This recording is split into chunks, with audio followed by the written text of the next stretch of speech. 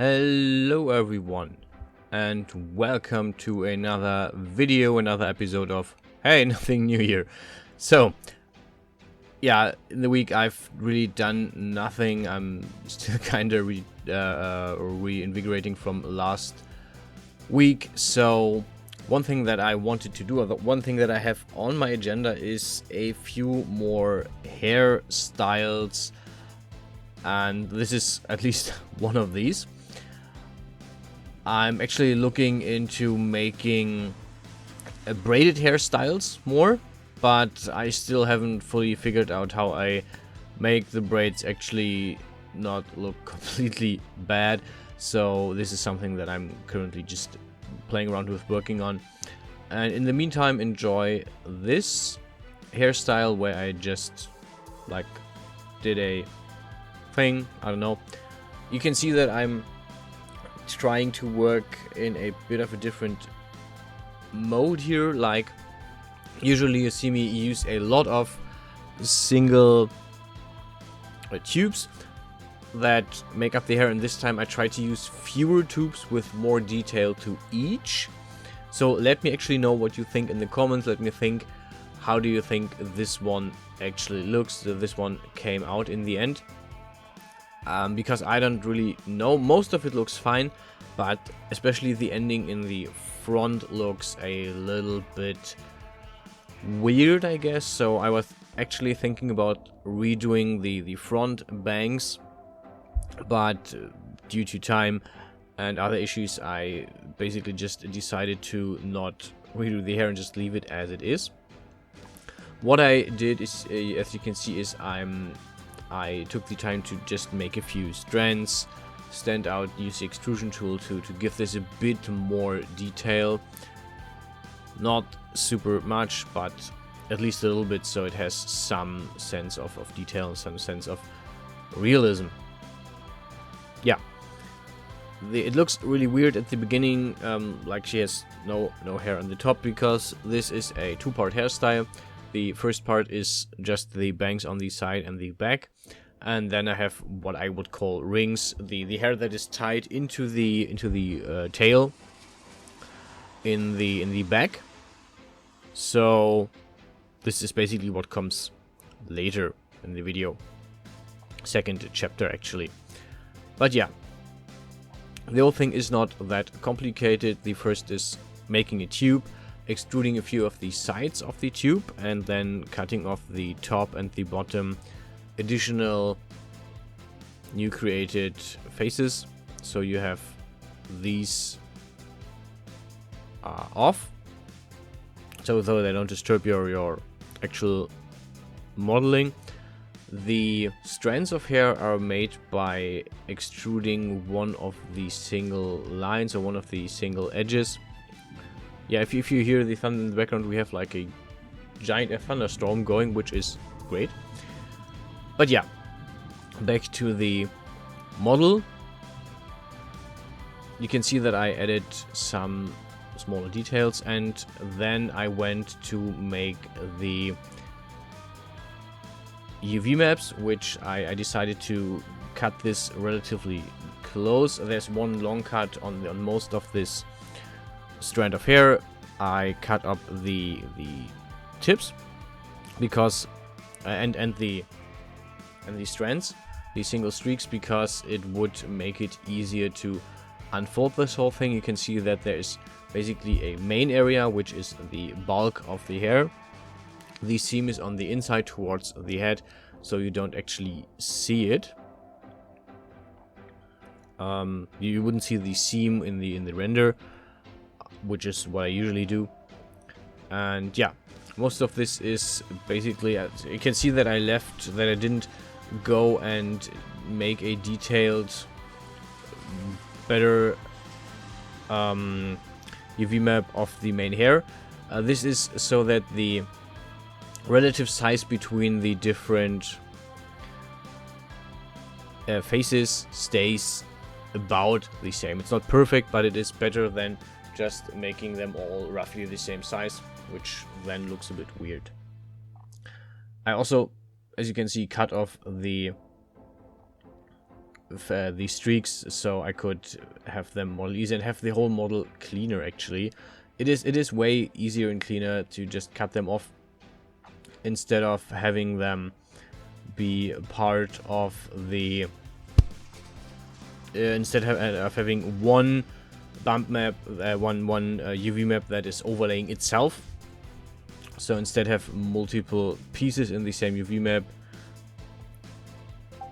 The one thing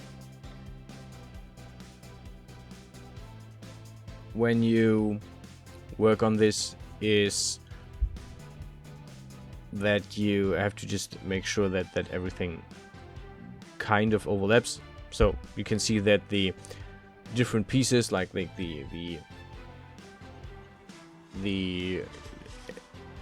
streaks and the tips overlap with the UV map of the main hair. You have just to look. You have to make sure that the size, the relative size between the tips and the rest of the hair isn't too off, because otherwise it would just look really weird when you use a bump map and it changes size in between the model. So this is why I try to, or this is why they overlap in the UV map, and this is why it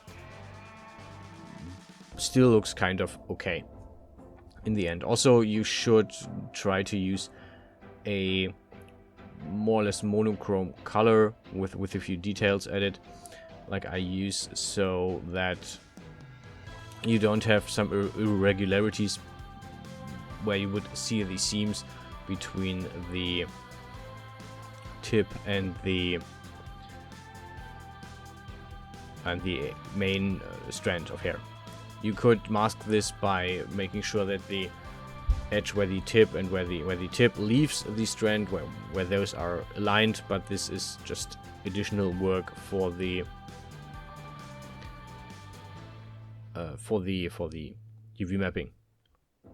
Yeah, you can see that I then proceeded to do the top part, which again is just the same copy pasted tube with the extrusion to put it around the face, to put it around the head, not the face, and making the UV maps, copy pasting this.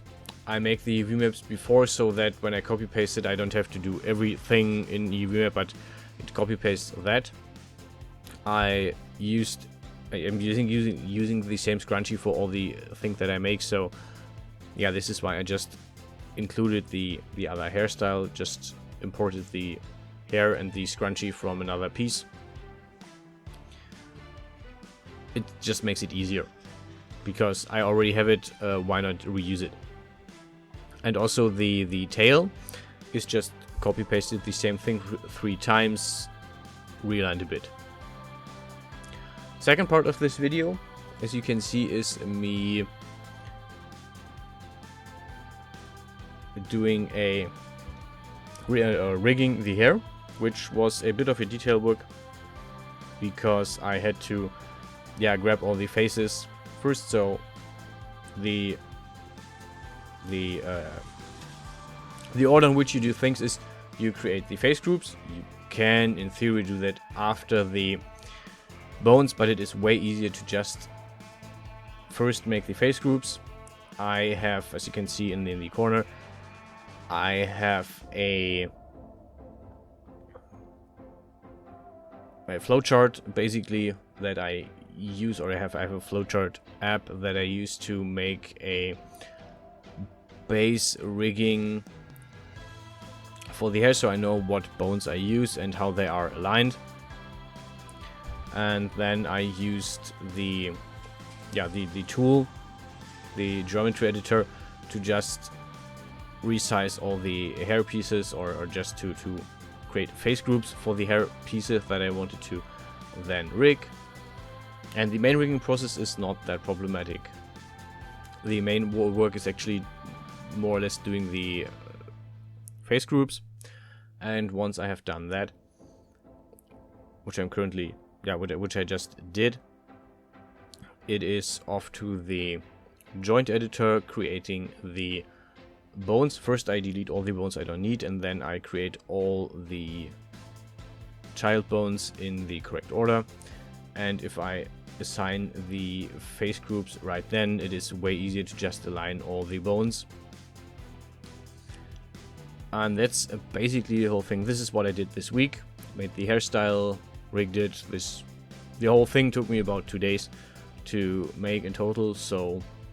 Or I spread it about 2 days. Didn't take me that long, but you know what I mean. Well, that's it for this video. I hope you enjoyed this. I hope you enjoy the render that is coming up in just a few seconds. As always, I hope you all stay healthy. I hope you all stay safe. And I hope I will also see you guys in the next video on the weekend. Until then, yeah, I'll see you guys around.